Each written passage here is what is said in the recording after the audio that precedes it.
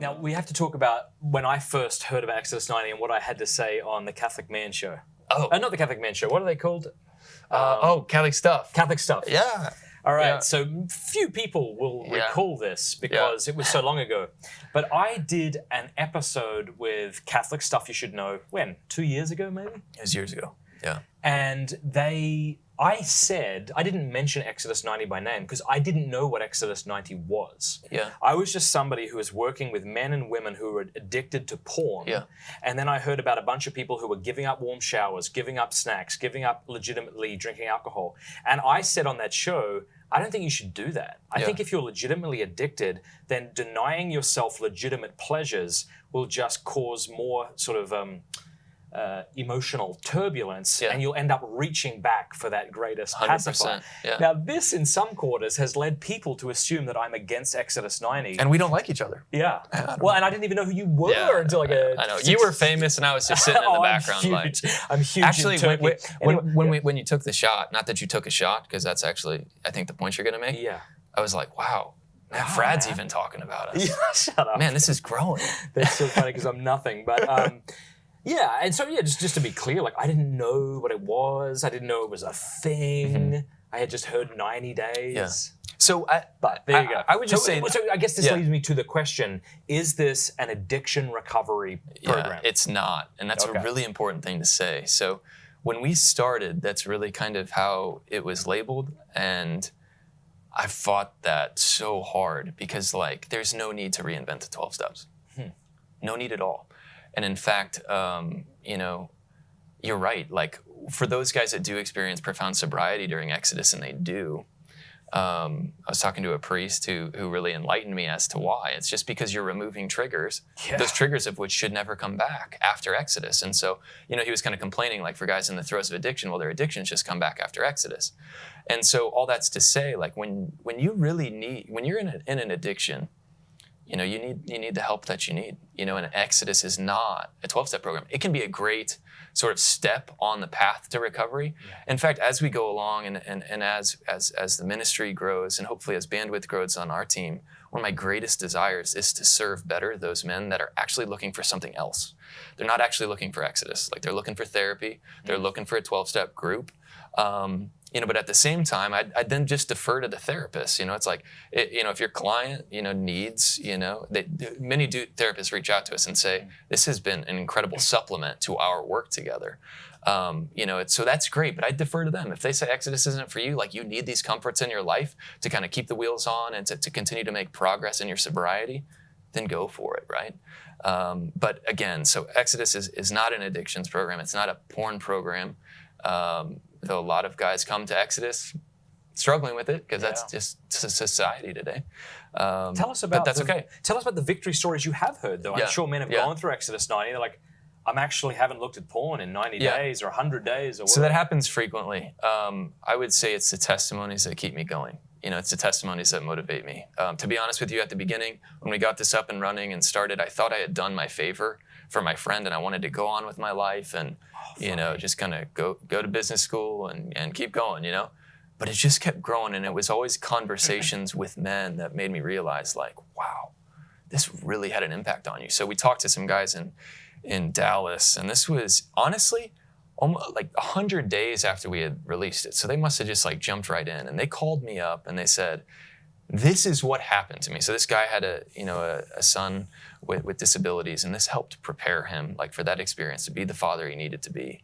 And he convicted me of the work that we were doing. And as we went along, and then, so his name's Mike, he's in Dallas area. And then there was Paul in Colorado. Paul had been struggling with pornography for like 45 years. And the definition of an addiction, been in the confessional the whole time, and through Exodus and after Exodus, by just continuing to kind of maintain the new structure in his life, bringing his wife into his sort of recovery, he's been porn free. And so we don't make that promise. We don't say like, if you're in an addiction, we're not going to promise you that. 90 days and you'll be fine. No, this is not a magic bullet. Right. This is the competencies of the church, prayer, asceticism, fraternity. Nothing remotely new, about what's being presented here. But that's the delight of it. That's the attraction. So that's the attraction. Most recently, though, I'll tell you this story. I met a young man he's in high school, and so we don't have a lot of groups that young. And he said to me, James, I didn't know that there was a world on the interior, which is to say, like, he could never really just sit there and pray and encounter God and the saints and just the spiritual realities that are true. And through Exodus, he said, I get like lost in prayer sometimes, and in a positive way, not like I'm confused, you know. and to me, like, that's just like profoundly moving, because I think God is way more present than we commonly experience, because we're just so distracted. We're looking at everything but Him. Everything but God. And so anyway, I say all of that because there are many different kinds of graces, like, you know, prayer, you know, character, or like the intersection of Exodus and just life circumstances that, you know, have just really motivated our team. And actually, we do this thing where we found out, like, every day at Amazon, or every corporate meeting at Amazon, Jeff Bezos leaves an empty chair for the customer. And I'm sure, you know, they have all kinds of odd motives for that, most of which I probably don't agree with. However, it occurred to me, like, yeah, we need to leave an empty chair for the enslaved man, you know, and we need to remember him every time we get together and try to improve, you know, the work that we're doing. And that's what motivates us. There are men everywhere, good men, full of potential, full of power, that are stuck and distracted and not being the spiritual leaders that they're called to be. And that's what motivates us. That's what drives us. That's what gets us up in the morning. That's why Sunday at night, sometimes I can't get to sleep because I am so excited to wake up and go crush the week. That's great. Because, you know, it's like there's just so much at stake, and this is bearing so much fruit. So, yeah. Oh, gosh, it's fantastic. You know, asceticism was not a word I heard of as a kid in the church. Did you? Yeah, no. Not a lot. I was lucky if I heard the word fasting. Fasting, yeah. It's almost, I wonder if in the minds of many people, asceticism and Exodus 90 are going to become intrinsically linked, because it's only thanks to Exodus 90 that people are learning to practice asceticism. Yeah. So that is kind of the value, or the sort of representation that gets the most kind of attention, right? And we had actually a decision at the beginning, like, no one knows what this word is, so why would we use it? And, you know, I was like, you know what, maybe that's the point, you know? And then, like, you read the catechism and you realize, like, wow, this thing is everywhere. So anyway, all that's to say, yeah, this idea of saying no to lower things so that we can say yes to higher things is important. Yeah, it's funny though. Like, you get together with guys, and it's fun because there's so many men now that are through this, most of whom can't say the word asceticism. So actually, Asceticism. Whatever it is, and I'll be in fraternity sometimes, and of course I won't mention it until like the last meeting. Like, yeah, for the last 90 days, like, you've been saying that all wrong, but I've been offering it up every time. Yeah, but I'm starting to see that word and just the practice come up in all kinds of new places now. Right. And in the a lot world of hijacks what the church drops. Yeah, that's so true. But I'm also seeing it in like church ministries, you know, kind of a representation of, you know, kind of taking Lent a little bit more seriously, or other periods throughout the year that are not Lent, which was really common in church history, not very common today.